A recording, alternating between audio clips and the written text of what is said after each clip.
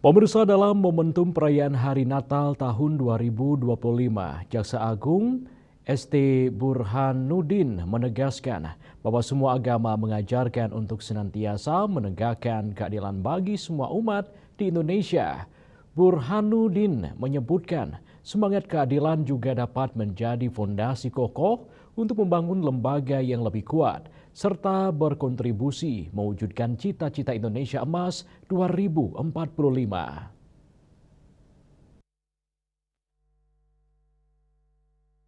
Dalam momentum perayaan Hari Natal tahun 2025, Jaksa Agung ST Burhanuddin menegaskan bahwa semua agama mengajarkan untuk senantiasa menegakkan keadilan bagi semua umat di Indonesia. Jaksa Agung pun menekankan pentingnya nilai-nilai luhur yang diajarkan Natal seperti cinta kasih, kedamaian, dan keselamatan. Begitu juga institusi keluarga sebagai wadah nilai-nilai luhur seperti pengorbanan, kasih sayang, dan semangat melayani yang dipupuk akan bertumbuh baik. Burhanuddin menyebutkan semangat keadilan juga dapat menjadi fondasi kokoh untuk membangun lembaga yang lebih kuat, serta berkontribusi mewujudkan cita-cita Indonesia Emas 2045.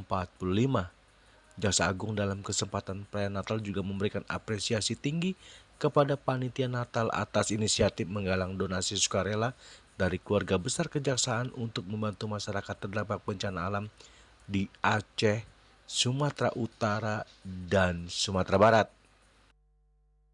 Momen ini adalah saat yang istimewa bagi saudara-saudara kita yang merayakan untuk memperingati nilai-nilai kelahiran Sang Juru Selamat yang mengajarkan cinta kasih, kedamaian, keselamatan bagi seluruh umat manusia. Semangat universal dari nilai luhur tersebut patut terenungkan dan sambut bersama-sama dalam kebersamaan.